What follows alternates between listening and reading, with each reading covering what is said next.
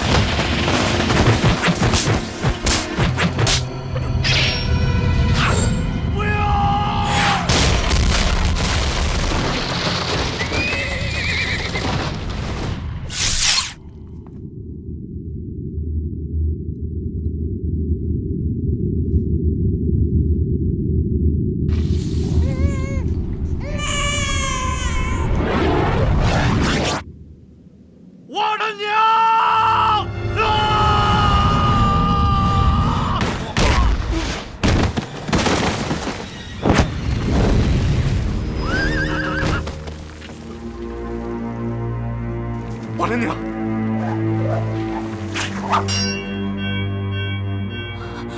我的娘！元山，保主暂亡。大哥，大哥！我的娘！我的娘！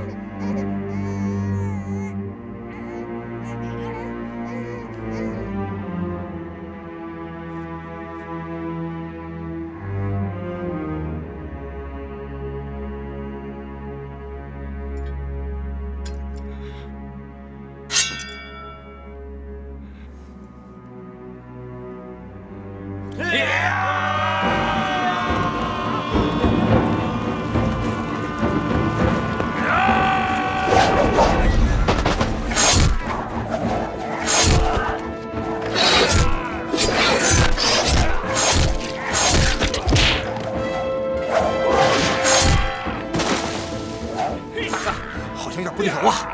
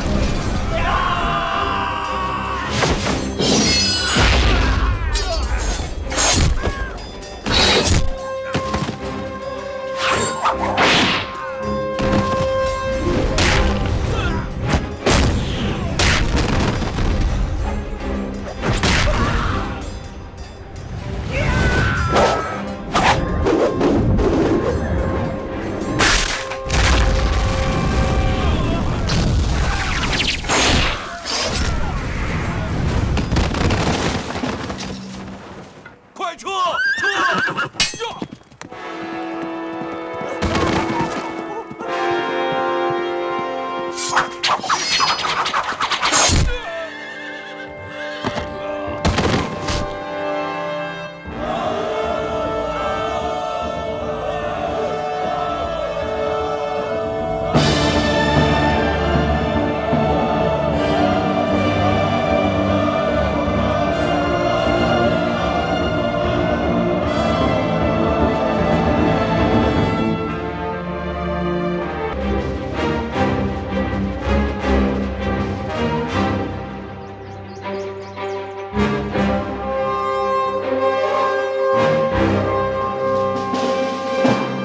事情办得怎么样啊？遵照将军吩咐，本堂第一批高手已前往丐帮云南分舵，天下4大恶人已收下将军重礼，统一助阵。好！哈哈哈哈哈哈！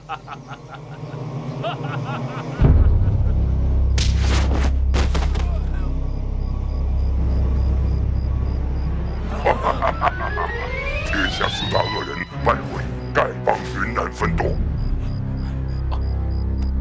快，飞鸽传书，通知总舵。是。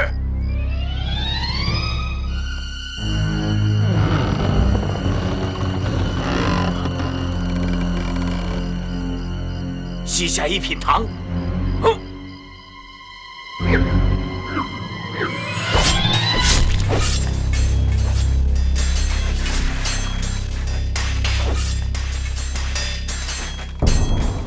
恶贼，我警告你，总舵已派乔峰赶来云南。你尽管将我们杀光，等乔峰一到，自然会将你碎尸万段，会给我们报仇的。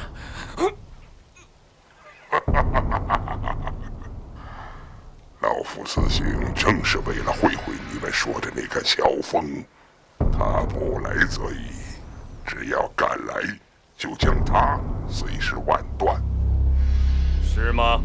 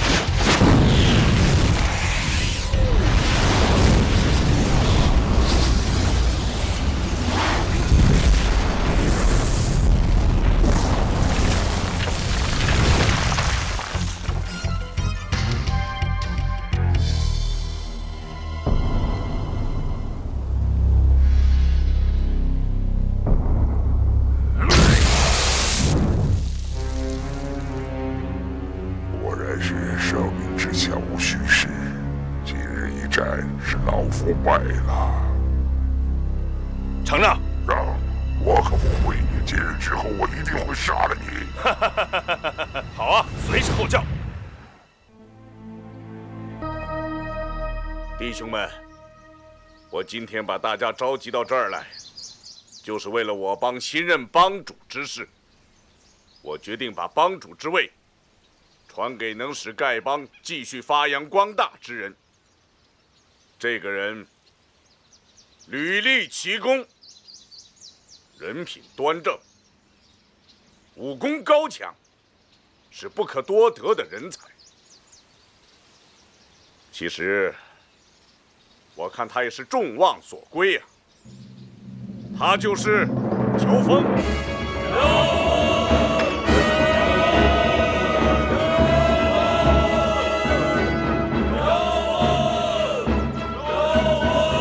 多谢众位兄弟，乔峰实在不敢当。乔峰这么多年为我丐帮赴汤蹈火，出生入死，他行侠仗义，光明磊落。我和几位长老已经考验他多年了。今天我就把这丐帮帮主之位传授给他。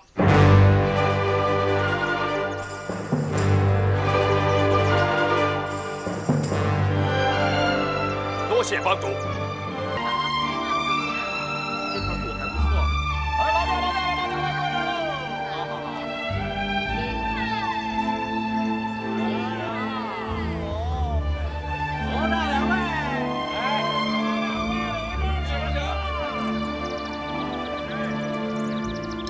哎，客官，您要点什么？随便来2个菜，1壶酒吧。好嘞，来了，客官，您的酒，哎，您的菜，请您慢用。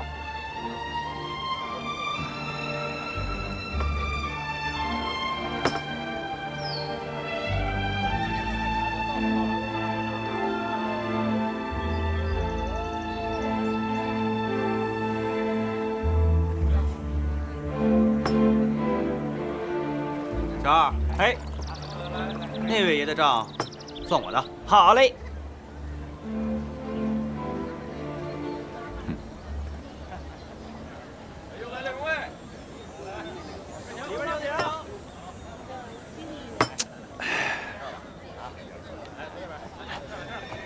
启禀帮主，对方约定明日一早在惠山凉亭中见面。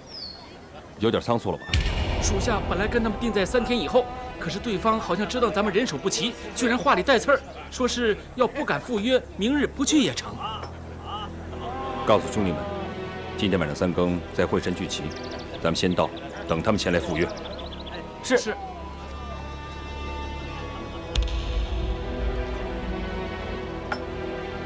哼！这位朋友，请过来一起喝一杯吧。好啊。不知道兄台尊姓大名？何必明知故问呢？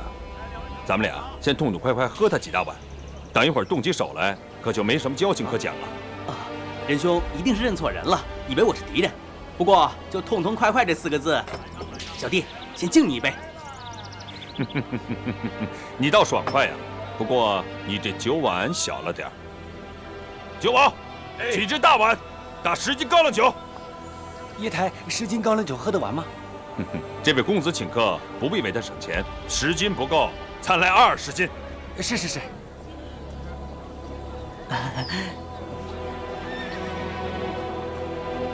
来了，倒满2碗。好嘞。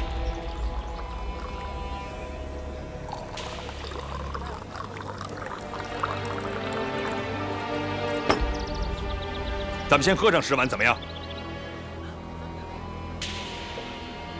好，小弟舍命陪君子。只是待会儿喝醉了，仁兄莫怪。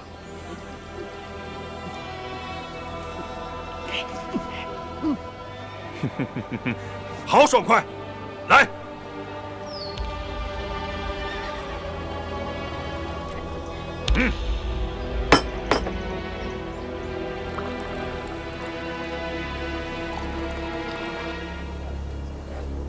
好酒，干！干！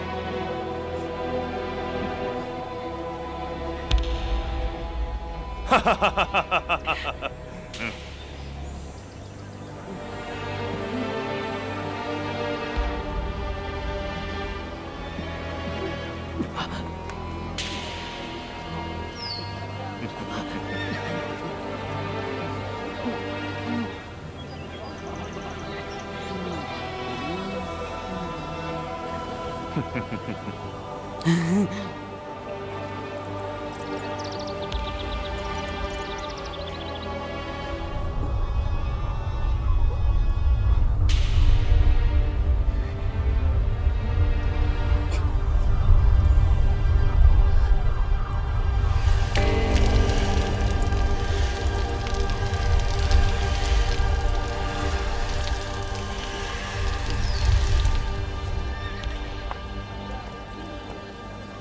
我看你酒量不小嘛，有点意思。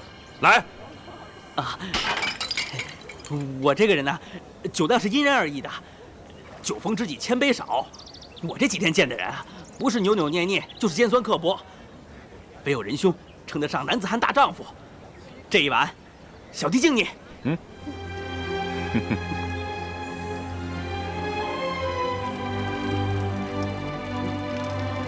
嗯。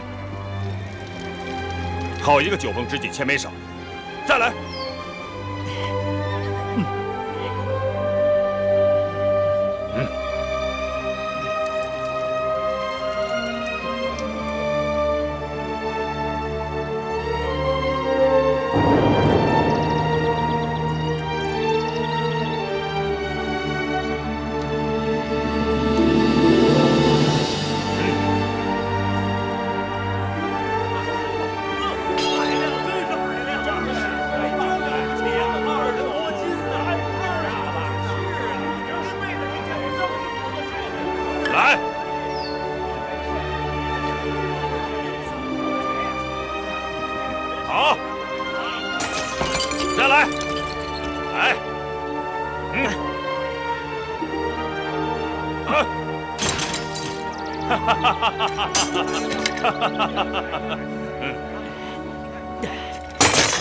老师，这算一算，我们喝了有40多碗了。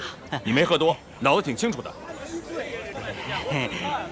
我们呀，可以说是半斤8两，要分胜负，恐怕是不太容易。不过呢，再喝下去，就怕小弟的酒钱不够了。好，来，咱们这就走，走。哎呀，多谢客官，多谢客官。哎，这位朋友，咱们比比脚力。好啊，来。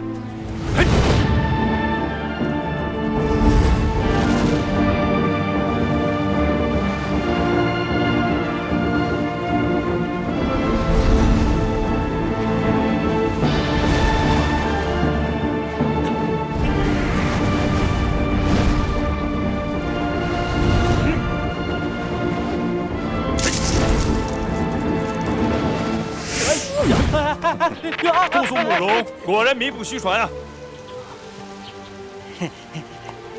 小弟姓段名玉，兄台，你认错人了吧？阁下不是慕容复公子吗？啊，小弟初次来到江南，天天听到慕容公子的大名，可惜一直没有见到。哎，刚才兄台自报姓名，可是姓乔名峰？正是，在下乔峰。小弟是大抵人士，初次来到江南，能够结识到像乔兄这样的英雄人物，真是荣幸啊！哦，原来你是大理段氏子弟，到江南来干什么来了？这个，此事说来话长，那就慢慢说啊。走，段兄弟酒量好，为人也十分爽快，处处透着一股侠气。乔某识人无数，但真让乔某佩服的还真没有几个。哎，兄弟，我想与你结为金兰，你看怎么样？小弟求之不得啊！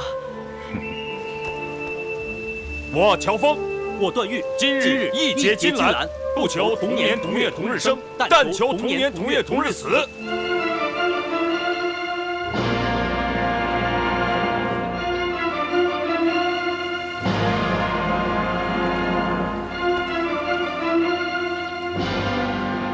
大哥，贤弟。大哥，刚才小弟在松鹤楼听到，大哥今晚跟别人定下了约会。小弟虽然不会武功，但也想去看看热闹，不知大哥可否答应？当然可以，不过敌人出手阴险毒辣，贤弟自己可要当心呢。一切听从大哥吩咐。走。哎，贤弟啊，我看现在时间还早，不如咱们返回无锡城再喝他一会儿，然后再去会山。哎，大哥，刚才小弟跟你赌酒，其实是骗你的，我只不过把酒用内力从手指头逼了出去。大哥是真的喝了40多碗，我只不过用酒冲冲肠胃而已。哎，我说贤弟啊，你这门功夫是不是叫做六脉神剑呢？啊，正是，小弟刚学会不久，还不太熟练呢。是吗？哎，我曾经听我师傅提起过，大理段氏有一门奇功叫做六脉神剑，可以无形剑气伤人，不知道是真是假。这世上真有这种奇功啊？其实这门功夫，除了和大哥赌酒、作弊取巧之外，没有什么太大的用处。哎，上次我被鸠摩智那个吐蕃和尚抓走，就还没有还手的余地呢。天下人对六脉神剑太夸大其词了。哎，大哥，我看酒会伤身，今晚你就别再喝了。贤弟规劝的是，不过兄弟我自小爱喝酒，而且是越喝越有精神。今天大敌当前，我要痛痛快快地喝他一顿，然后跟他们好好的周旋一番。走。哎，启禀帮主，4个点子闯入大义分舵，正在那里捣乱。舵主怕抵挡不住，命属下请大人分舵，派人支援。点的是什么人？3女1男，那男子讲话蛮横无理。这4个人，你们就抵挡不住了。看来这酒是喝不了了。哎，贤弟，咱去瞧瞧去。啊，好啊，大哥，走。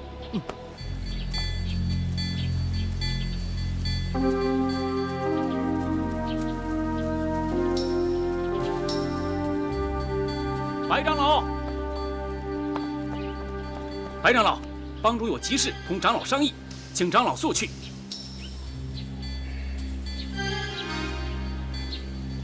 帮主现在在哪儿？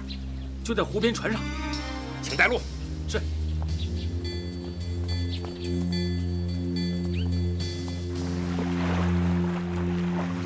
向兄，怎么你也到了？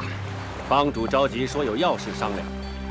不知是什么要紧事，把你我都招来，该不是和西夏人的约会有什么变化吧？上去就知道了。行。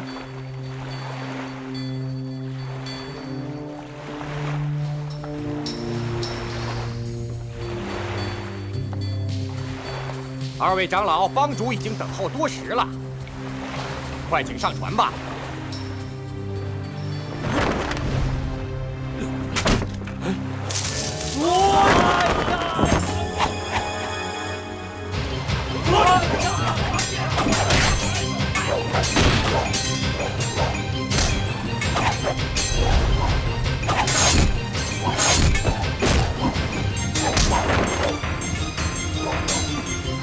你先走。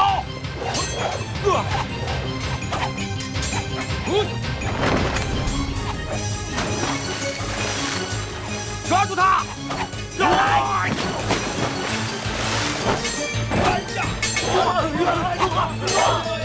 活的！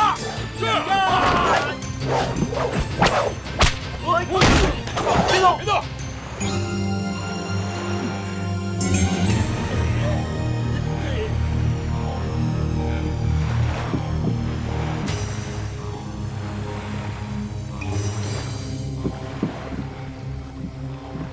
白石镜，你坐下。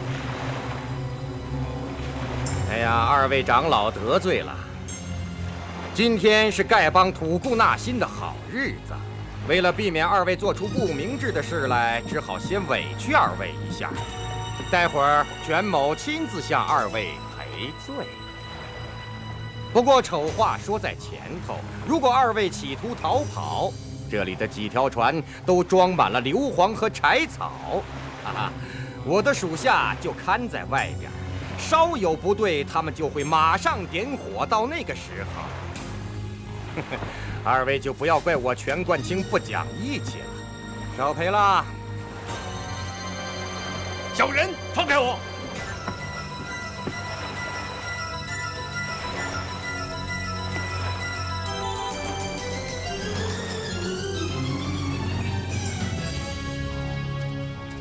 我家慕容公子上洛阳去会你家帮主，你们丐帮的人却到无锡来了，这不是故意让我家公子不空吗？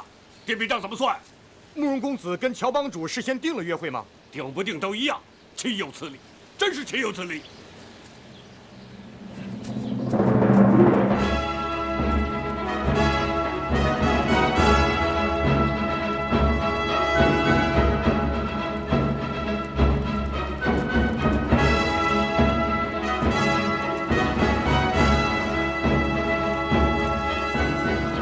王姑娘，你也来了。是啊，我也来了。众位兄弟好，参见帮主。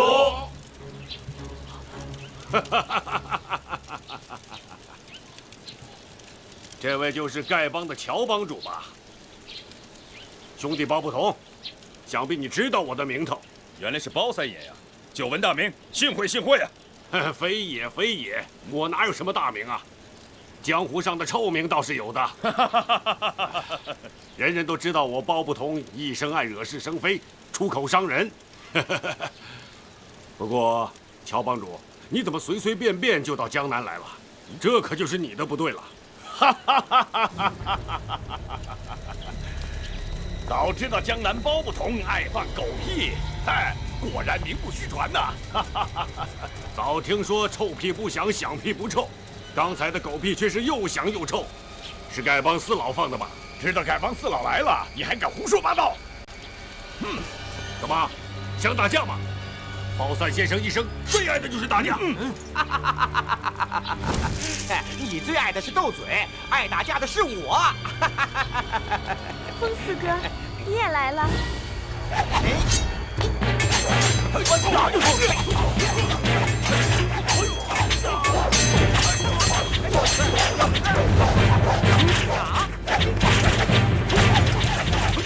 我跟你好好较量较量。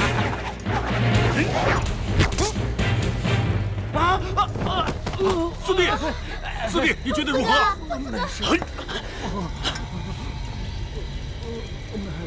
没什么。四弟，四弟。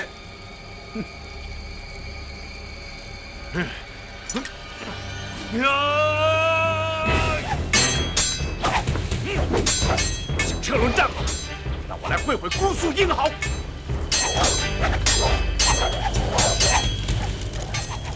四哥，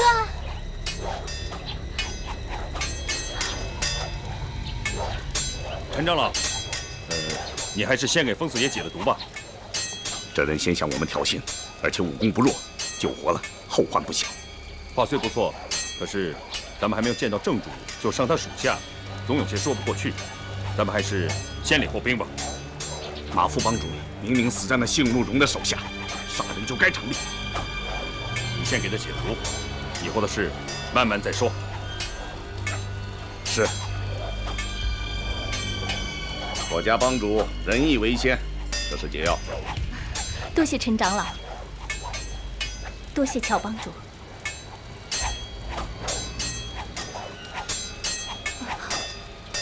请问长老，这解药该如何用法？吸进伤口中的毒液之后，把解药敷上。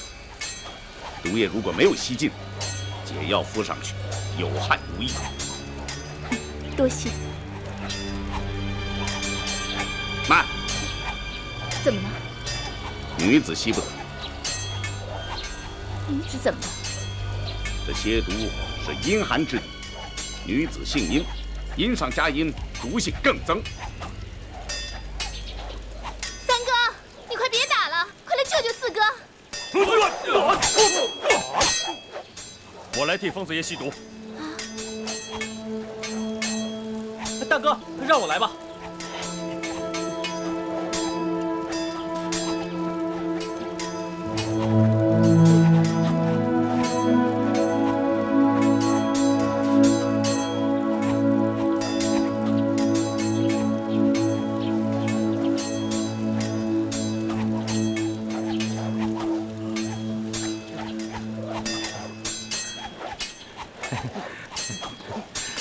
服药吧，啊，乖。四哥，多谢段公子。哎，来。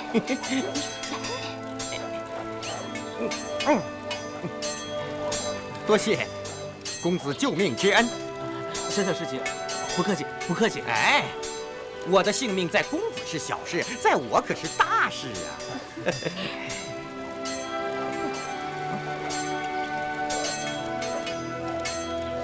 还你解药。乔帮主仁义过人，不愧为武林中第一大帮的首领，风伯鄂十分佩服。过奖了。哎，今天我输了，风伯鄂甘拜下风。等哪天碰见了，咱们再打。今天不和你打了。自当奉陪。姓宋的，我来领教领教阁下的高招。四哥，不要打了，你的体力还没有恢复。有架不打，来呀，妄自为人。哎。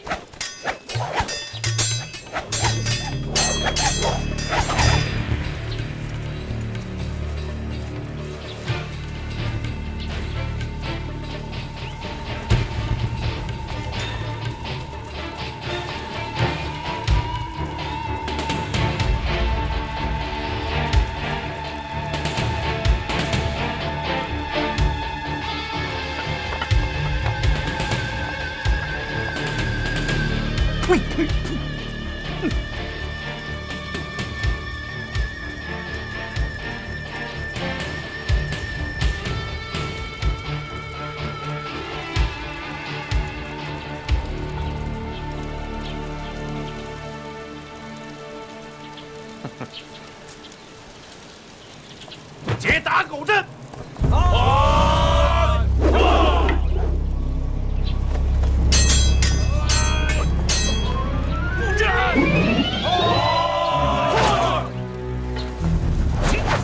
布阵。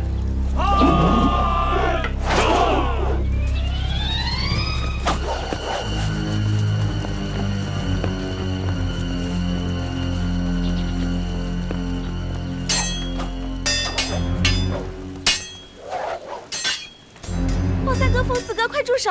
丐帮的打狗阵，你们俩是破不了的。我再打一会儿，等真的不成了再住手好了。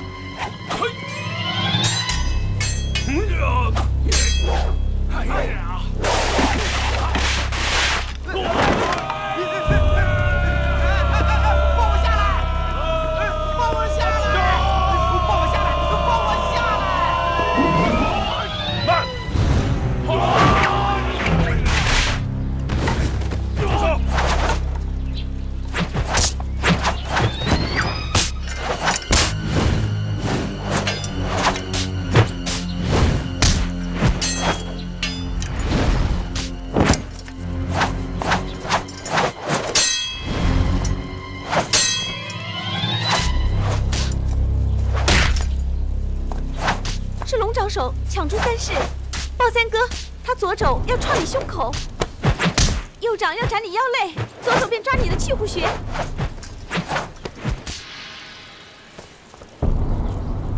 这招叫沛然有雨。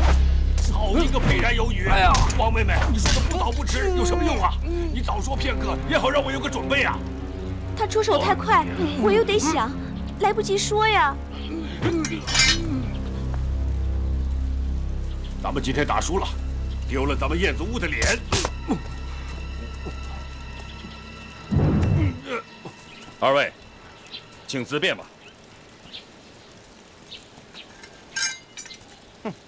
乔帮主啊，我武功是不如你啊，不过我刚才输的不太服气呀。我想再领教领教。好，风爷请赐教。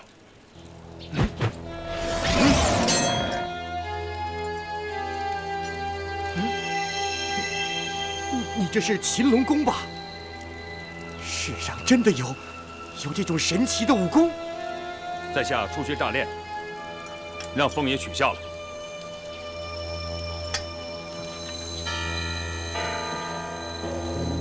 乔帮主客气了，风伯鄂这一辈子都别想打过你了。再会了，走。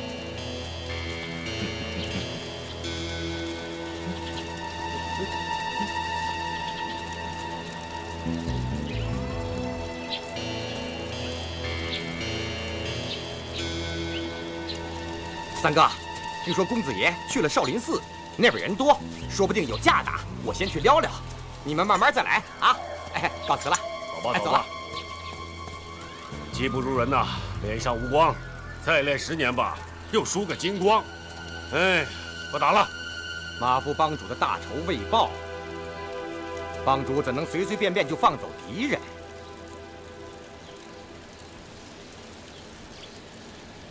这次我们来到江南，主要是为了马副帮主的大仇而来。可是这几日，我好好静心地想了想，杀害马副帮主的未必就是慕容复。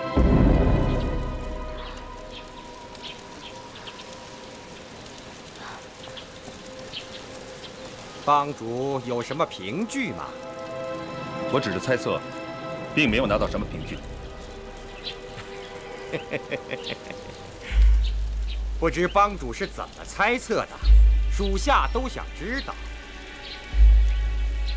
马副帮主是死在自己的绝学锁喉擒拿手之下。当时我就想到了姑苏慕容，以彼之道，还施彼身。我想这世上，除了慕容复以外，再也没有人能使马副帮主死在自己的功夫之下。不错。不过这几天，我好好想了想，里边另有隐情。帮主这么说，是有意开脱吧？传功执法2位长老呢？属下今天没有见到2位长老啊。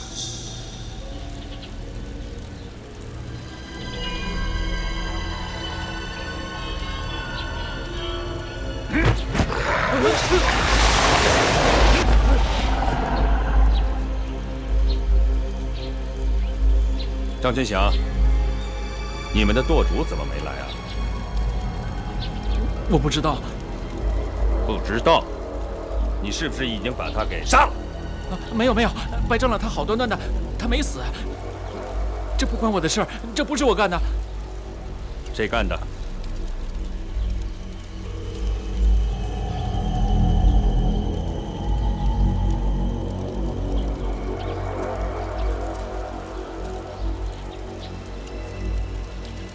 ？4位长老，到底发生了什么事情？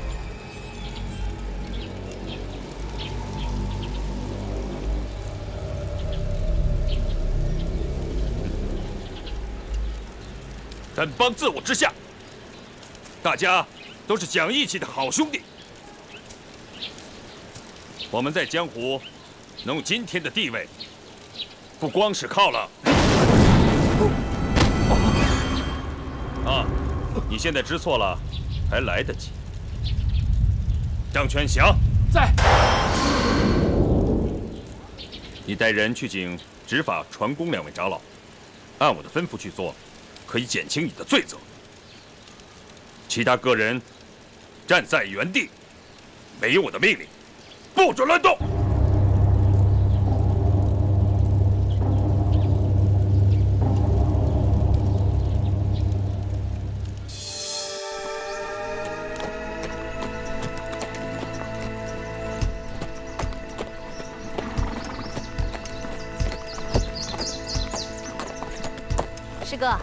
师哥，你又在玩什么古怪花样啊？我打你屁股！小娟儿，小娟儿，怎么是你呀？哎呀，近来过得快活吧？还好。又是你，挺好的。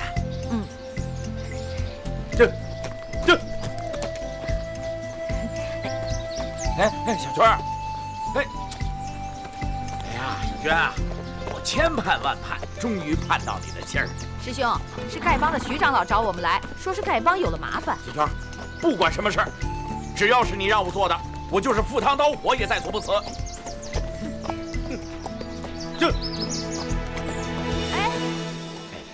小娟，你知道吗？这几天我做梦啊，又梦见咱俩在一起练功的情景了。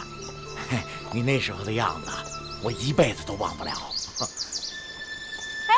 这样，小娟，小娟，小娟，等会儿我呀！诸位兄弟，我现在非常高兴，因为我新交了一位朋友，他就是段誉段公子。我们俩意气相投，已经结拜为兄弟了。好兄弟，过来。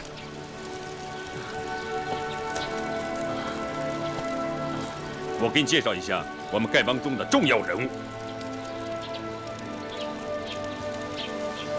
宋长老。宋长老在我们丐帮中可是人人敬重啊！哎，他使得道士铁剪在驰骋江湖之时，兄弟，你还没有出世呢。久仰久仰，宋长老老当益壮，万生有礼了。哎，西长老是我们丐帮中的外家高手，10多年前，你哥哥常跟他请教武功。西长老与我可是半师半友，情深意重。刚才看到西长老武功果然了得，佩服佩服。惭愧，鬼头大刀吴长老。吴长老，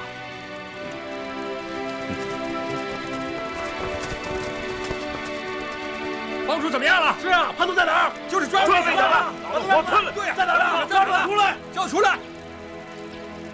大家各归其位，我有话事。是。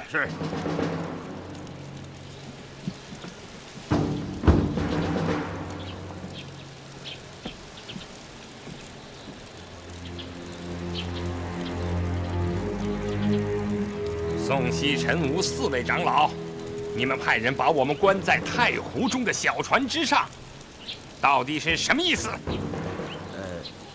这个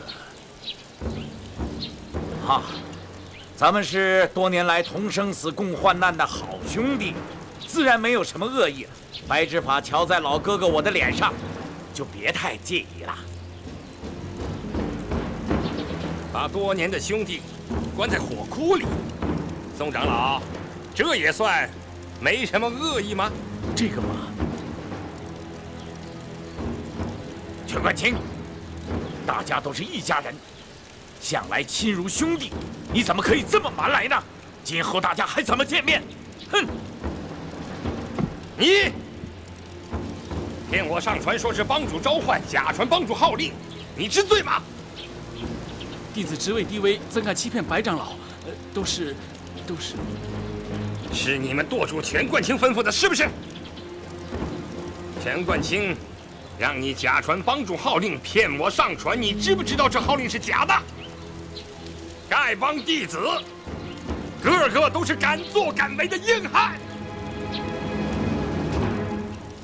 大丈夫有胆子做事，怎么没有胆子承认？对，白长老说的是。我向您传达帮主号令，明知是假的，其中的原因，属下不敢说。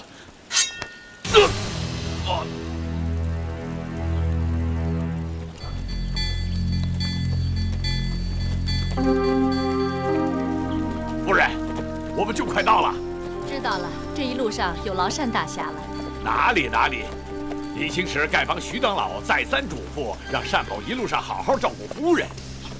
更何况这关系到丐帮的名声和武林的公义，单某自当尽心尽力啊！多谢了。这。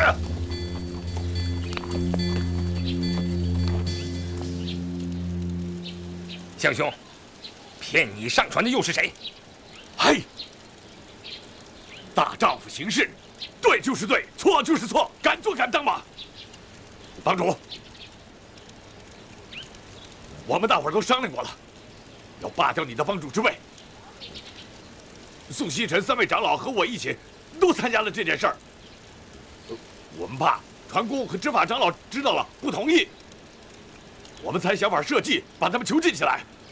今天你占了上风，我们听任你处置便是。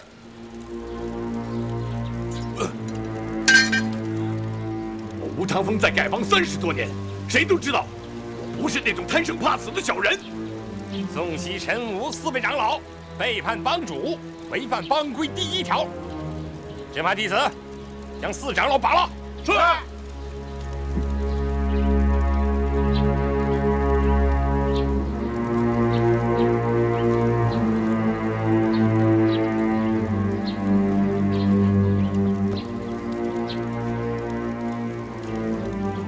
懦夫，懦夫！群起一战，未必咱们就会输。可是你们，哼，谁都怕乔峰。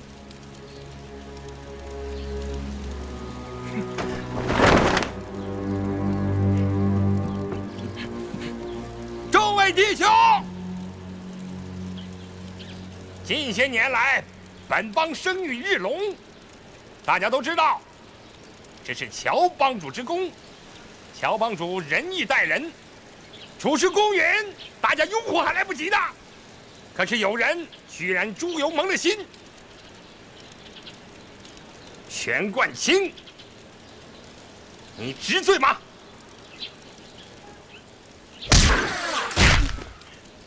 全冠清全舵主，我乔峰到底做了什么对不起众兄弟的事情？请你当面指证，不必害怕，不用顾忌。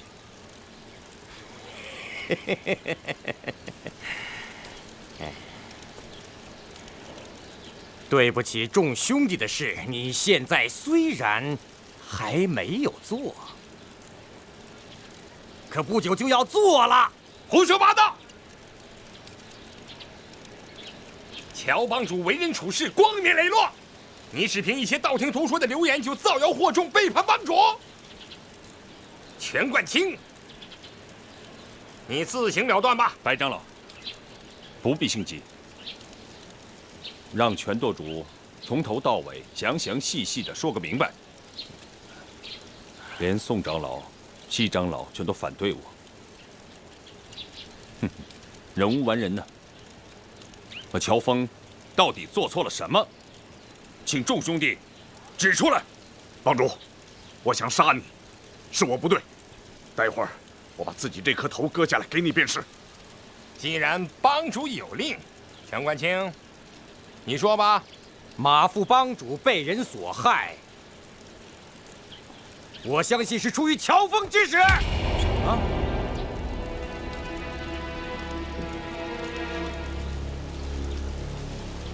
你一直讨厌马副帮主，总觉得有他在一天，你帮主的位子就坐不安。胡说八道！我虽然跟马副帮主私交不深，但是绝无加害之意。皇天厚土，人神共鉴。如果我乔峰有意加害马大元，我愿受千刀万剐，身人唾骂。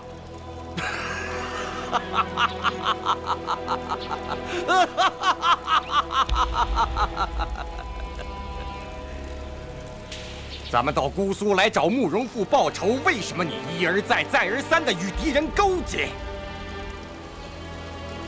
这3个人是慕容复的家人眷属，你加以庇护；那个人是慕容复的朋友，你却和他结为兄弟。非也，非也。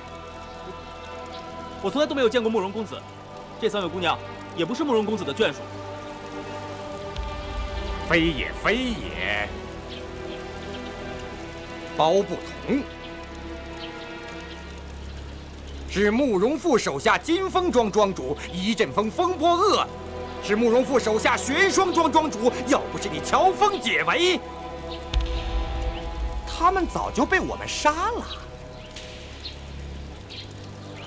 这些都是大伙亲眼看到的事实，你还想抵赖吗？不错，我是庇护了这3位姑娘。那是因为我顾及到丐帮数百年来的名声，我不愿天下英雄戳着我们的脊梁骨说，丐帮合力欺负3个弱女子。我丐帮自开帮数百年来，在江湖上备受人的尊崇。我们凭的不是人多势众、武功高强，而是由于我们行侠仗义、主持公道。丐帮和4大长老的名声，你不爱惜，众家兄弟可都爱惜得很呢。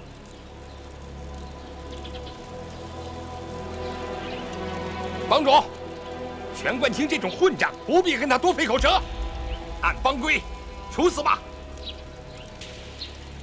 全冠清能够挑唆这么多人谋反，我想肯定还有更重要的原因。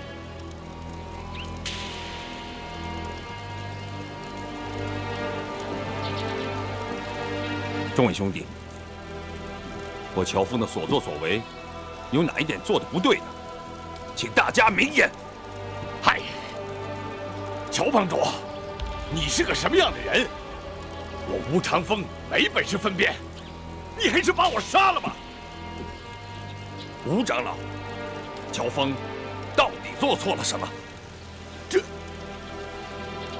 这件事对咱们丐帮的影响太大了。万一要是传了出去，丐帮在江湖上就再也抬不起头来了。我们本来想一刀把你杀了，为什么？为什么？就因为我刚才救了慕容复手下的2个人，你们就认为我跟他勾结？可是你别忘了，你们是谋反在先，我是救人在后。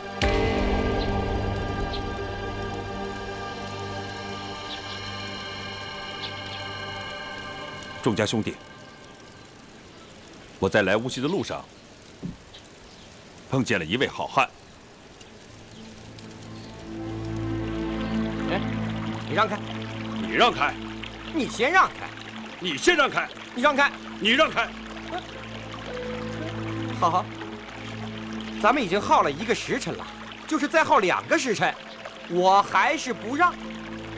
你只要不嫌我担的这担粪臭啊，咱们就这么耗着。好，好，你肩上压着粪担，只要你不怕累，嘿，咱们今天就在这儿耗着。嘿嘿。你，去！哎！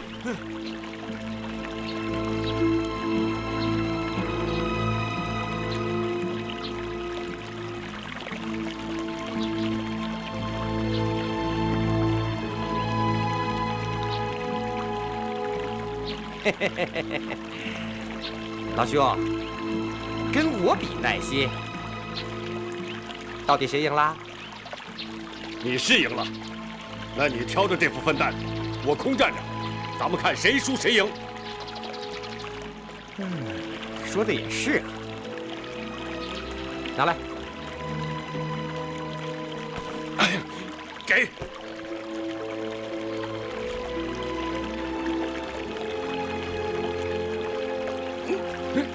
这是干什么？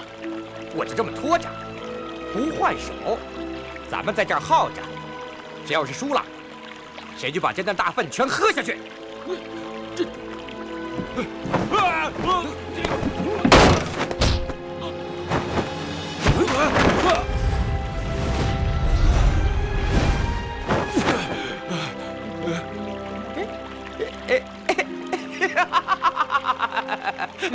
过瘾，过瘾！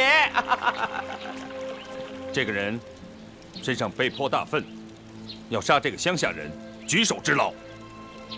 可是他并不持计逞强。这件事是我亲眼所见，你们说，这个人算不算是一条好汉子？不错，是条好汉。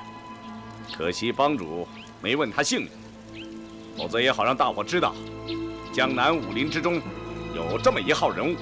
陈长老，这位朋友刚才和你交过手，手背上还被你的毒血所伤。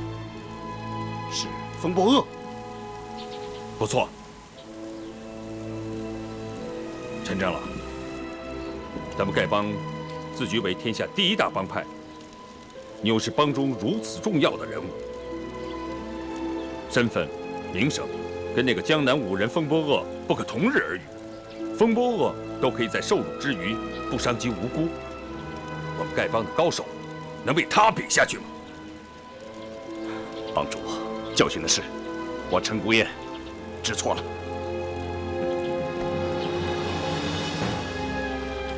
风波恶是非分明，包不同潇洒自如，而这3位姑娘又是温文善良。这些人不是慕容公子的下属，就是他的亲友。物以类聚，人以群分。众家兄弟，咱们自己平心静气的好好想一想，跟慕容公子相处的都是这些人，他自己能是一个大奸大恶、卑鄙无耻之徒吗？帮主说的有理，帮主说的有理，帮主说的有理。帮主，依你之见，杀害马副帮主的肯定不是慕容复了。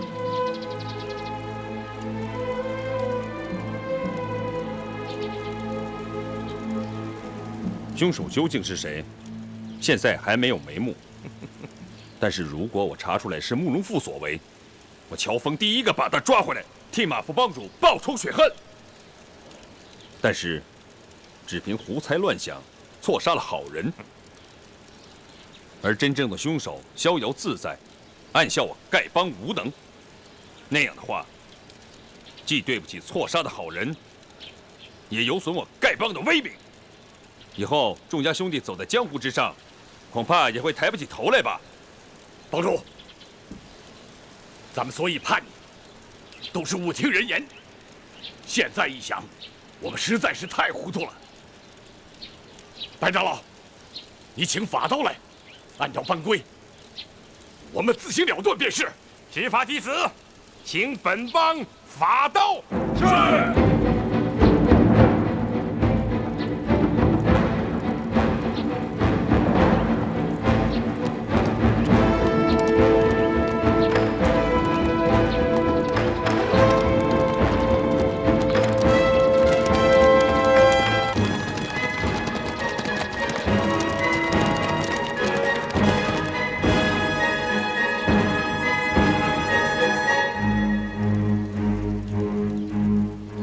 宋西、吴尘4位长老误听人言，图谋叛乱，危害本帮大业，罪当一刀处死。大智分舵舵主全冠清造谣惑众，鼓动内乱，罪当9刀处死。其余叛乱弟子各领罪责，日后详加查究，分别处罚。帮主，我吴长风对不起你，理当自我了断。只是我死后，希望你能够原谅了吴长风。执法弟子宋邦，且慢。帮主，是因为我罪孽太大，你不允许我自我了断。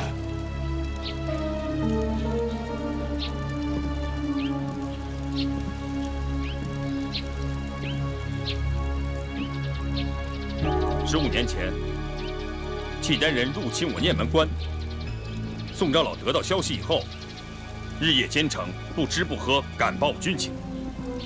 他累得身受内伤，口吐鲜血，最终大灭契丹狗贼。这是有功于国的大事。执法长老，宋长老功劳甚大，望你能体察，许他将功赎罪。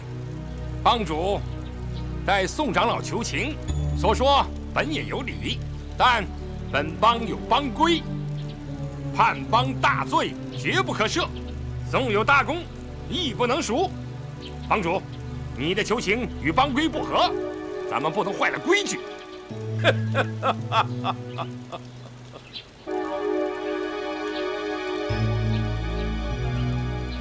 执法长老的话半点也不错。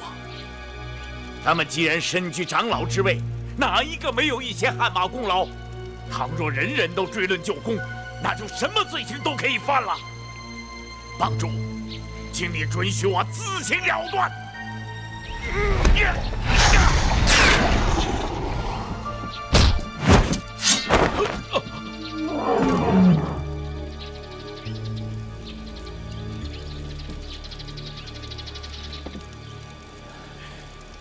罢了，我原起过杀害你的念头，也是罪有应得。你下手吧。帮主！乔帮主呀！别！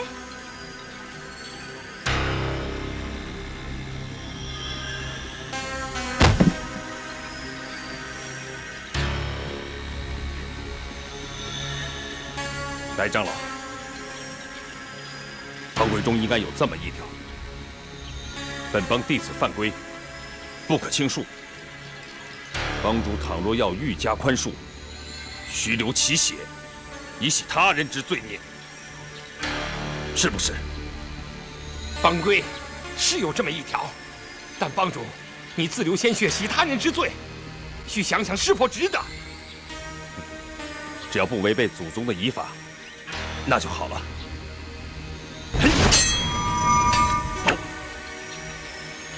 想当年，王帮主被契丹5大高手设伏擒获，并威逼我丐帮向契丹狗贼投降。西长老便乔装王帮主的模样，甘愿待死，使王帮主得以脱险。他是有功于国家和本邦的，本人非免他的罪不可。帮主！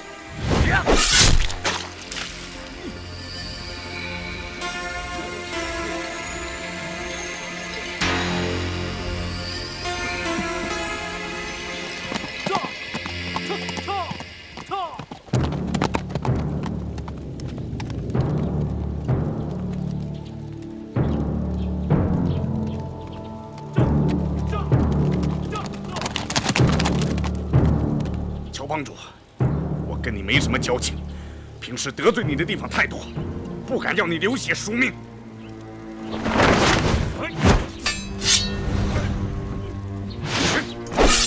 陈长老，我乔峰是个粗鲁的汉子，我宁可去和低辈的1代、2代的弟子去喝烈酒，吃生肉。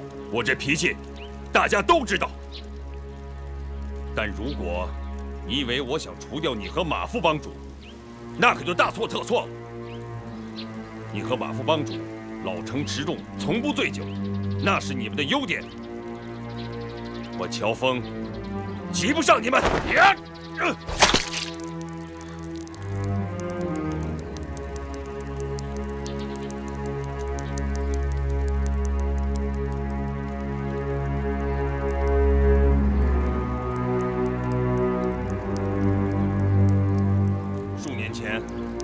契丹国大举入侵，但是他们军中的大将接连暴毙，最后无功而返，大宋国免除了一场灾难。去刺杀契丹国副元帅耶律布鲁的，正是我们的陈长老。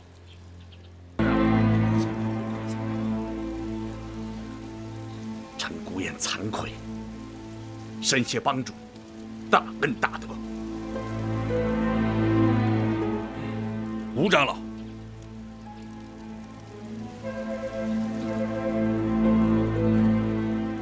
吴长老，想当年，你一个人独守鹰巢峡，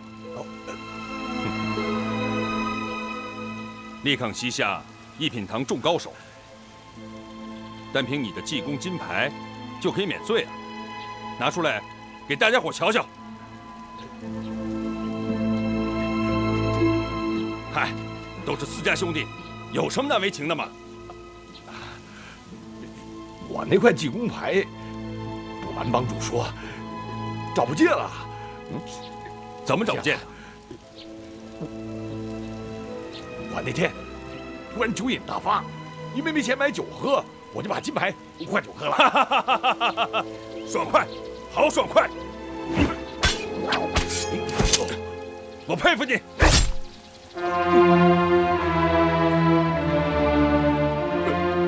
帮主啊，你大仁大义，吴长风这条命，今后就交给你了。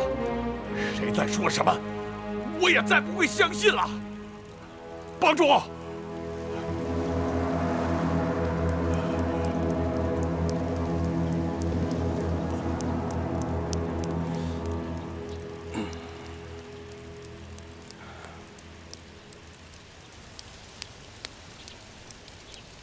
全舵主，你还有什么话，请说吧。我所以烦你，是为了大宋的江山，为了丐帮100代的基业。可惜跟我说了你身世真相的人畏事怕死，不敢现身，你干脆一刀把我杀了便是。我的身世又怎么了？你尽管说来。我这时空口说白话，谁也不相信。你还是一刀把我杀了的好啊！男子汉大丈夫，有话就说，何必吞吞吐吐的？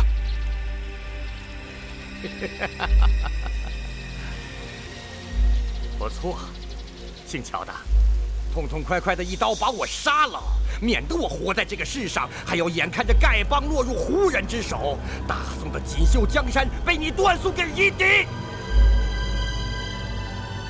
丐帮怎么会落入胡人之手？我又怎么会断送大宋的江山？你给我明明白白的说清楚！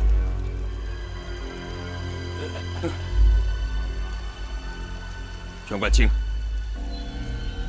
你说你知道我身世的真相，又说此事有关丐帮的安危、江山的社稷，可是你始终不愿意把事情的真相说出来。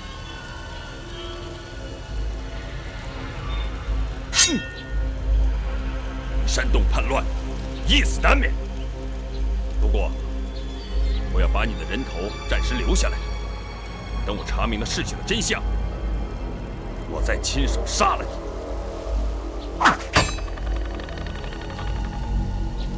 那么乔峰要决定杀什么人，亮这个人，他永远逃不出我的手掌心。滚吧！从今以后，丐帮中没有你这号人物。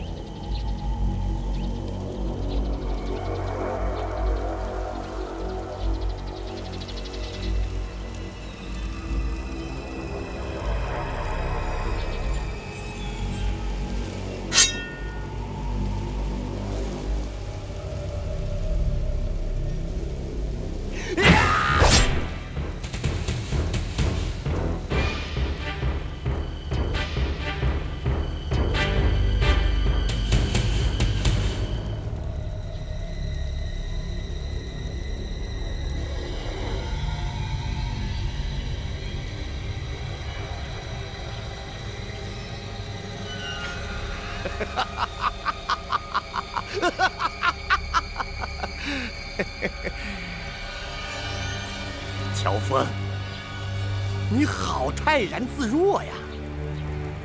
难道你自己真的不知？我知道什么？乔峰，你可真会装啊！要不，你怎么会当上丐帮帮主？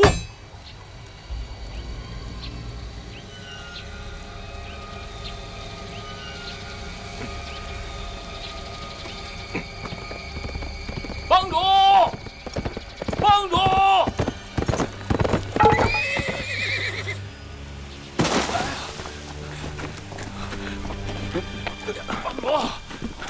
帮主，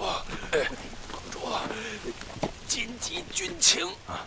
哎，快来人，马上抬下去救治，一定要给我救活！是。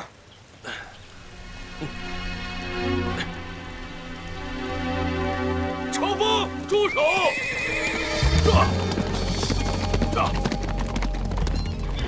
乔峰，这消息你不能看。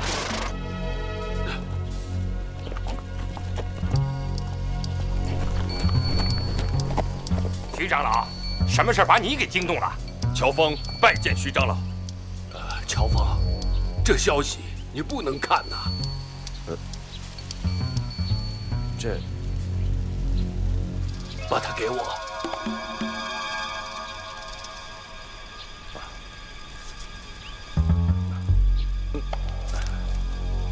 得罪了，白长老，先不要执行帮规。兄弟们，今天我把马大元兄弟的遗孀康敏请来了，他有些事情要跟大伙儿说说。另外，还请来了几个朋友，给做个见证。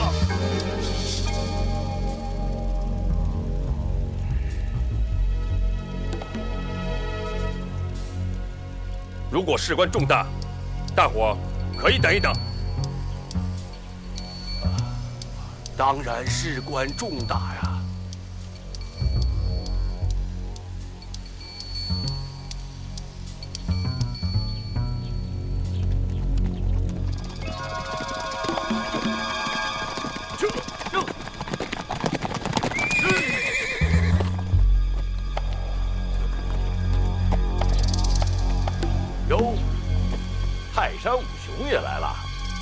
什么风把你们单家六爷们儿都给吹来了？乔帮主，单某不请自到，多有打扰。乔峰不知道单老前辈前来，有失远迎，还请恕罪啊。有请夫人。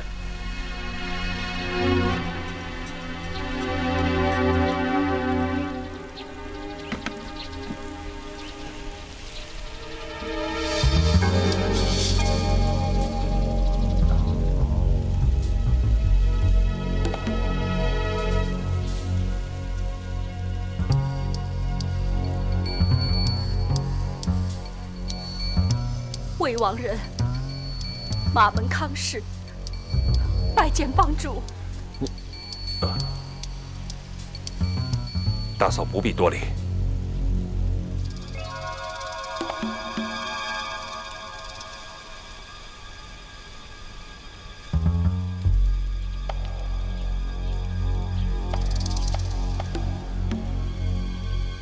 我丈夫不幸惨死，多谢帮主和众位叔伯料理丧事。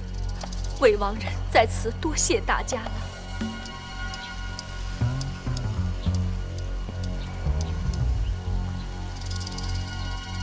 乔帮主，乔帮主，乔峰有礼了。乔帮主，你这身上插几把刀干什么？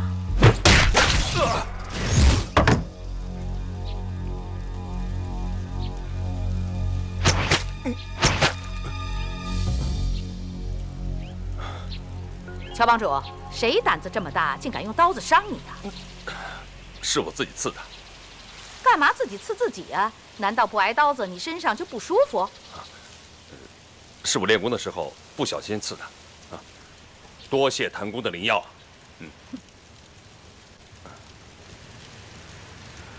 泰山的单氏父子，太行山的谭氏夫妇，以及赵钱孙先生，今天亲临本帮，毕帮是十分的感谢呀。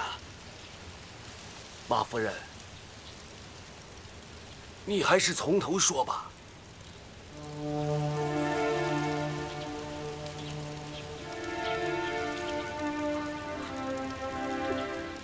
我丈夫马大元惨遭暴死，我在收拾他的遗物时，发现了一封用火漆封密好了的书信。信题上写着：如果我丈夫死于非命，要我把这封信交给丐帮诸位长老共同查阅。可是，当时乔帮主和诸位长老都不在洛阳。我怕耽误帮中大事，不敢自作主张，就去洛阳找徐长老，并呈上此信，请他老人家做主。以后的事情，就请徐长老告诉各位。这件事情还真让我为难呐。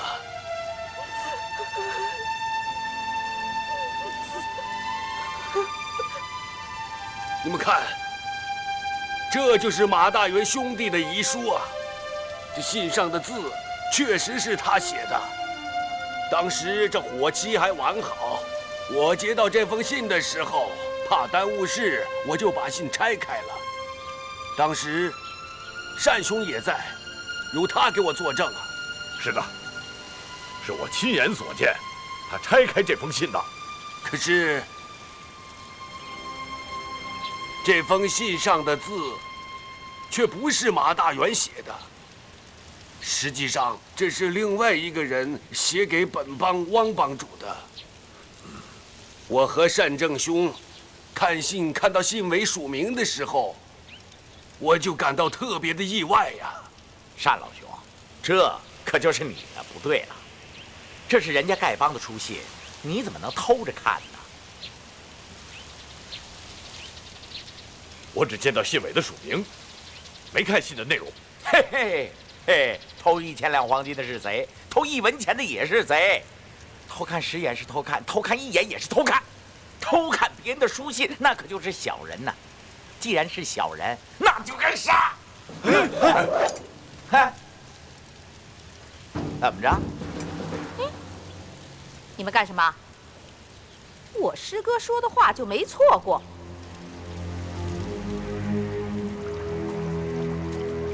禀告大将军，大约有110名丐帮弟子正在下面杏子林里。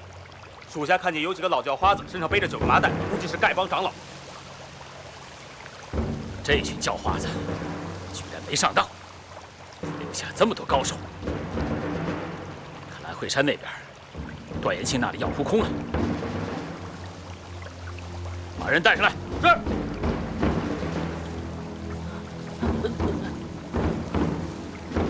老实告诉我，这片树林里边，你们丐帮到底有多少人？我只知道帮主让我们分舵的人在杏子林里等候，别的就什么都不知道了。那你们丐帮一共有几位长老？一共6位。是不是他们全都到这儿来了？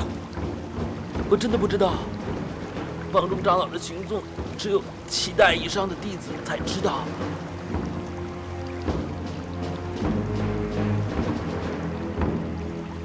不管你们有多少人，一会儿我让你们知道我的厉害。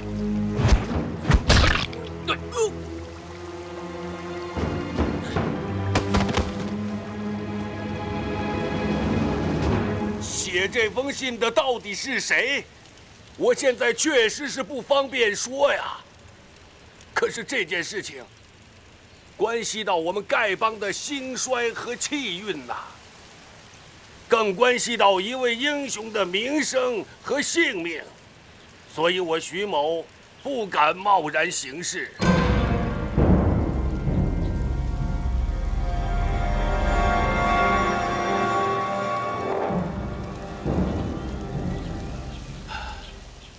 后来我得知，写这封信的人和太行山的谭公谭婆交情莫逆，我就前去向他们请教。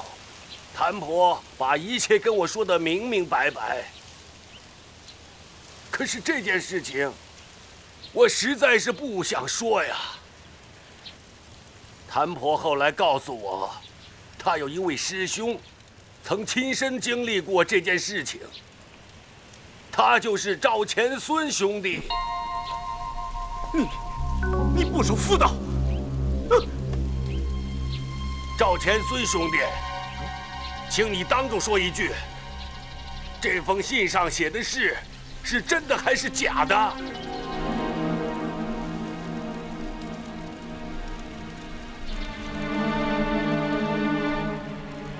谭婆，还是你让他说吧。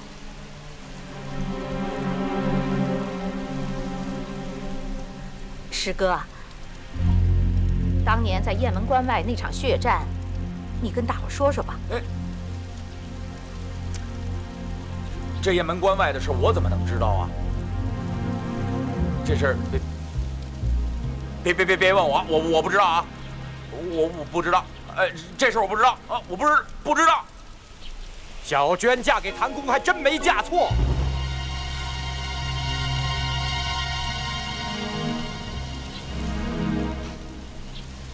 谁说的？谁说的？站出来！我说的。要不然你干嘛一见着谭公就逃跑呢？谁他娘的逃了？这个谭公除了挨打不还手之外，他哪点比我强？你说说看。阿弥陀佛，能挨打不还手，这才是天下最难练的武功啊！哎呀，天台山的智光大师到了。哎呀，30年不见，大师依然这样健朗啊！武功不如对方，挨打不还手已经是挺难的了。如果武功胜过对方，还能挨打不还手，更是难上加难呐。是这个道理啊！大师啊，您路上辛苦了。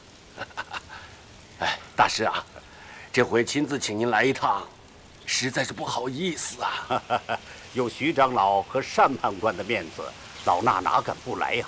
更何况这件事关系重大，老衲更是非来不可啊！不知哪一位是乔帮主？在下乔峰。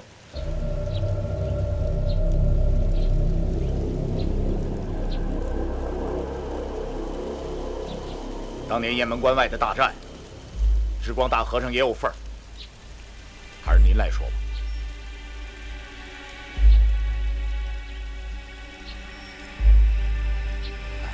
陈年旧事，老衲真不愿意再提起当年的罪孽。智光大师啊，现在丐帮正处在生死存亡的关键时刻，只有您老人家才能说清楚这件事啊。好吧，且由老衲从头说起。30年前，丐帮汪帮主突然把我们叫去，要我们大家商量一件重要的事情。当时武林中一个很有名的人物也在场，他告诉我们，契丹人要派一名绝顶高手秘密潜入少林，目的是要把少林寺中所有的武功图谱偷回辽国，让辽兵人人练习。当时宋辽两国交战多年，双方势均力敌，僵持不下。可一旦少林的武功流到辽国，辽军人人习武，过不了几年，天下还有谁是他们的对手？到那时，我大宋就会亡国灭种。所以，我们决定立刻启程，在雁门关外截杀此人，绝不能让他踏进中原一步。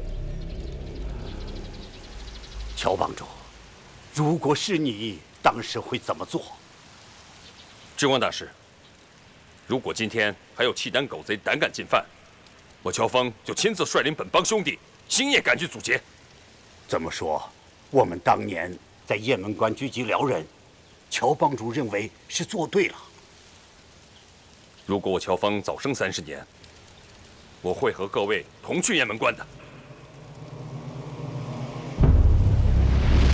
当时我们跟随带头大哥赶赴雁门关，带头大哥武功卓绝，在武林中又地位尊崇，因此大伙儿推他带头，一切奉他的号令行事。我们先遇到一队辽兵，轻而易举就消灭了他们。但随后的那一场血战，我们一行15人，多数死在那个契丹高人手下，只有我等少数人侥幸生还。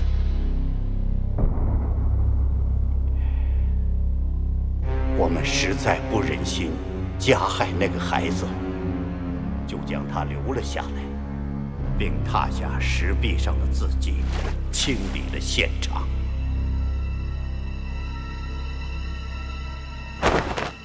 我们本以为殉难的兄弟共有12人，可尸体却只有11具，其中1具尸骸活了过来，自行走了，至今仍然是行尸走肉。那便是我，赵千孙了。后来我们找了一个牛马贩子，请他帮我们翻译从岩石上踏下来的辽文。这就是我译的内容啊。大哥，看来我们冤枉了他们，罪孽，罪孽呀！那些字写的是什么呀？为什么对不起他们？那对契丹夫妇为什么死的冤枉？不是我不肯说，而是如果石壁上的字迹属实，那我们的所作所为实在是大错特错了。我智光在武林中只是个无名小卒，做错了事不算什么，而带头大哥和汪帮主他们在武林中却是威望甚高啊。何况汪帮主已经现世，我不能说出有损他2位名声的话来。诸位，请恕我不能明言。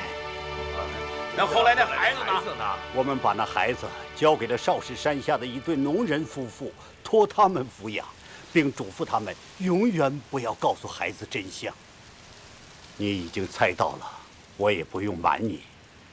那农人姓乔，叫乔三槐。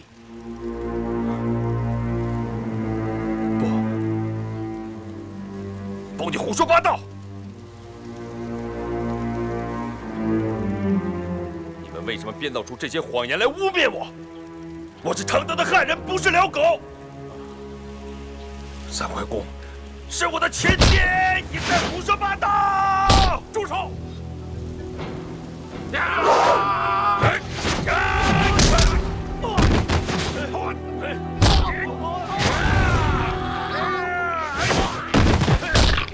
乔帮主，有话好说。你与我们单家无冤无仇，请你放了我的儿子。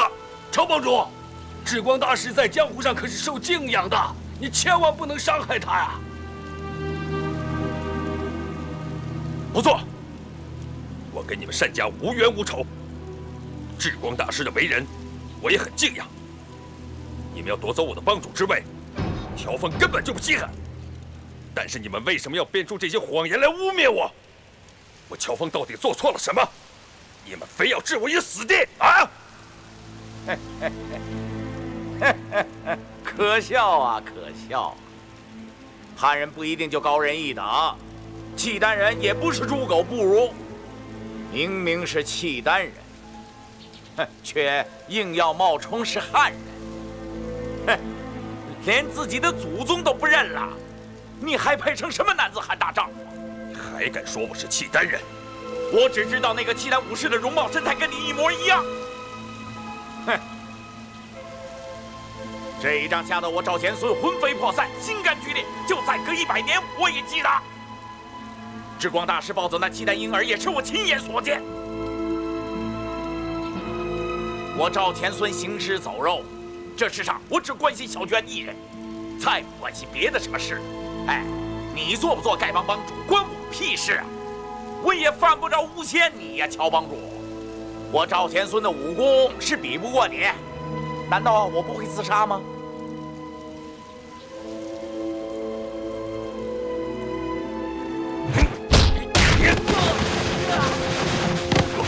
孩子，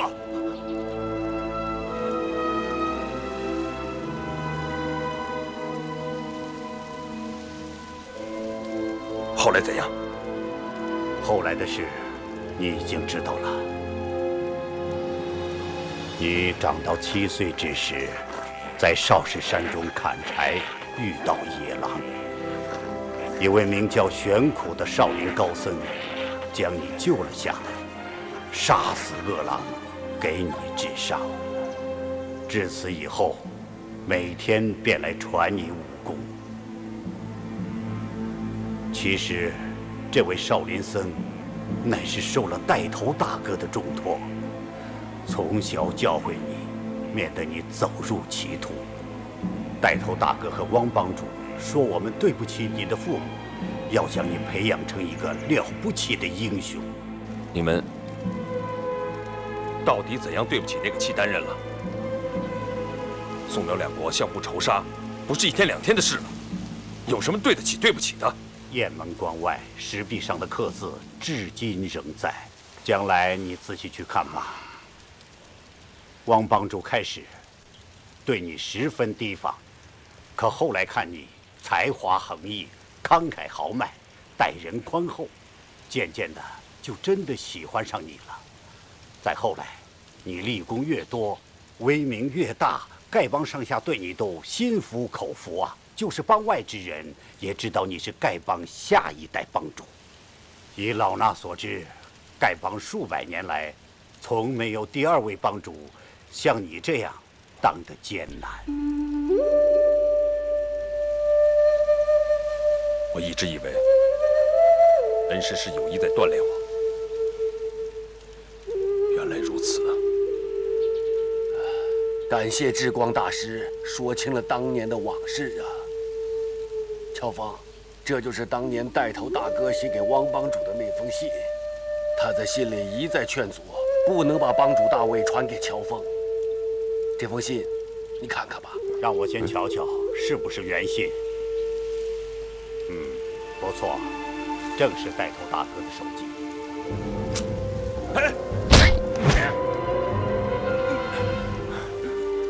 你搞什么鬼？乔峰非我族类，其心必逆，其父其母死于我等之手。一旦乔峰知其出身来历，不但丐帮将灭于其手，中原武林也将遭浩劫。当世才略武功能及乔峰者，实无第二。此事牵连过巨，望三思。乔帮主，你现在已经知道了你自己的身世，就一定会报你的杀父之仇。王帮主已死，这位带头大哥，老衲却绝不能让你知道。一切罪孽，老衲甘愿一身承担。要杀要剐，你尽管下手便是。是真是假？我现在还没弄明白。要杀你，要急在这一时。不错，我也在内。这账也要算上我一份儿。什么时候你高兴了，尽管来取我的人头。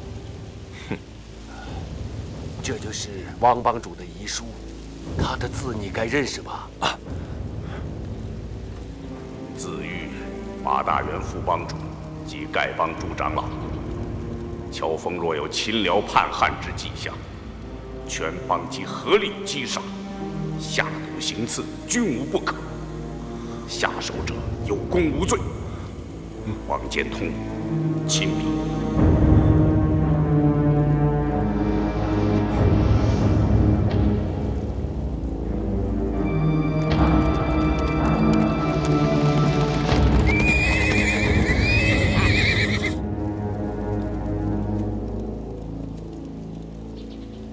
你是因为知道我的身世才想烦我的，对不对？不错。四大长老是听信了你的话才想杀我的，对不对？可惜他们缩手缩脚，拿不定主意。事到临头，谁也不敢动手。